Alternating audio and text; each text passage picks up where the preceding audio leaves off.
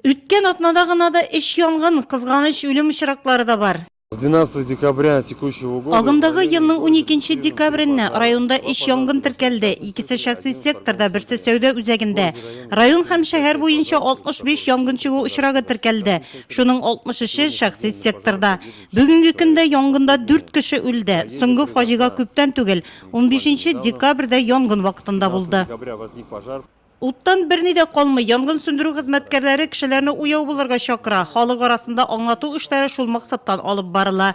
Утларны үзем карыйм, су газны үзем карыйм, балага тотындырганым юк, Аллага шөкер. Наши уважаемые граждане, нурлатцы. Хөрмәтле нурлатлылар, уяу булсагыз иде, яңа ел бәйрәмнәрендә күңелсез хәлләр килеп чыкмасын өчен электр җиһазларын тикшерергә, гирляндалар сатып алганда төзеклегенә игътибар итәргә.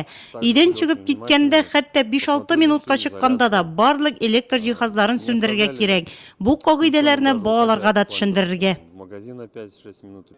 Яңа ел бәйрәмнәре җитә. Нәкъ шушы чорда уяулыкны тагын да арттыру мөһим ди янгын сүндерүчеләр. 20 декабрьдән 9 гыйнварга кадәр районда янгынга каршы режим кертелә.